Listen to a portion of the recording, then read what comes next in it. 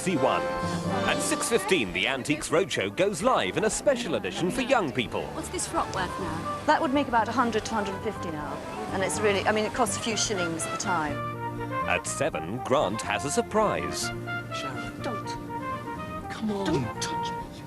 I thought you'd like it. I thought you'd love it. Well, I don't, do I? And there's trouble for Bergerac at 7:30. You haven't got a cat and hell's chance of copying anyone without a confession. I'm gathering the evidence. And a lot of it is pointing at you. At 9:35, A Fish Called Wanda, award-winning comedy with Kevin Kline, the long-suffering Michael Palin, Jamie Lee Curtis and John Cleese.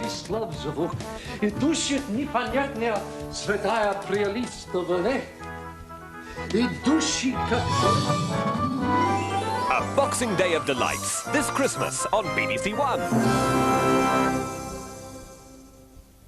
In about 5 minutes, marriage threatens to narrow the playing field of that likely lad and dyed-in-the-wool bachelor Terry, as Thelma nurtures a plan to clip his rakish wings.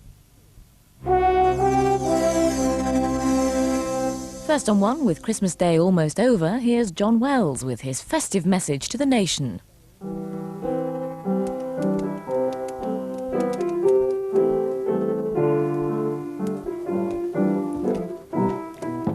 Hello. Christmas is traditionally the time of peace and goodwill. Until you stop that racket. I'm trying to make a brief religious broadcast to the watching millions for the British Broadcasting Corporation. Thank you.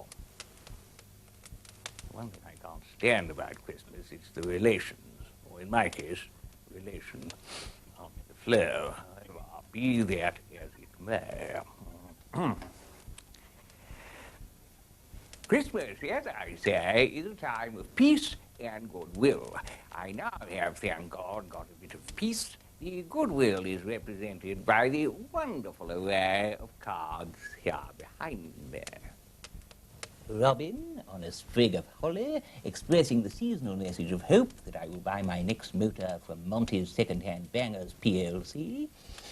Reindeer drawing Santa's sleigh, conveying the age-old assurance that my trousers will be lovingly retextured by the Bonaventura Dry Cleaning Corporation. And then there's this one from the Salvation Army or some such gaggle of do-gooders, showing a baby born to homeless parents in what appears to be a derelict backstreet shelter. I have no objection to the Catholics, CME and so forth, putting on their glad rags at Christmas and telling us that God loves us and wants to give us a seasonal hug. I don't even mind them hogging the media with Christmas carols to the same effect. After all, they are not, unlike Auntie Flo here, entirely tone deaf. No, my quarrel is with the kind of people who send out those cards, the baby in the bicycle shed. It is surely ridiculous to represent God, the loving creator of the universe, the motive power that makes the flowers grow and the planets rotate in their orbits, as a helpless baby. And a very unfortunate baby, mark you, of Middle Eastern extraction. Not a very reassuring image of God. God knows there are enough whinging and whining at this time of year as it is. To listen to my Scottish ex-cleaner, Mrs. Wintoul, you would think that Christmas was the pits. Lovers, she would say, are separated, other people are bereaved, ill, on the dole. Christmas never comes up to anybody's expectations. Never one for looking on the bright side, really, Mrs. Wintoul. You'll understand why I had to give her her cards. Not, alas, the festive variety, even though it was snowing rather heavily at the time. Mrs. Wintoul was always going on about the baby.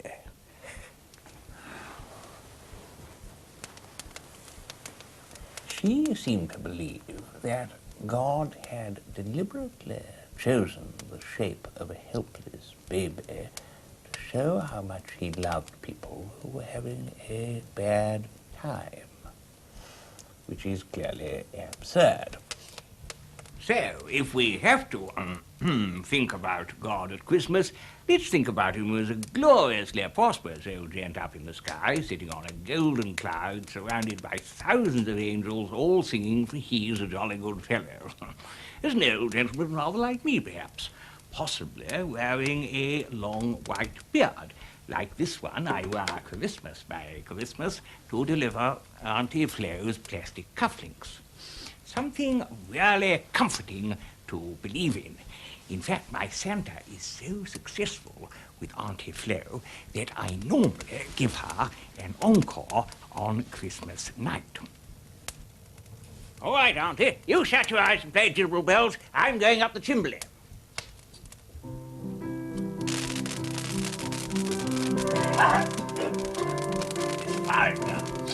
Flo, you've got Mrs. Wintool's telephone number, have you? Flo? Flo?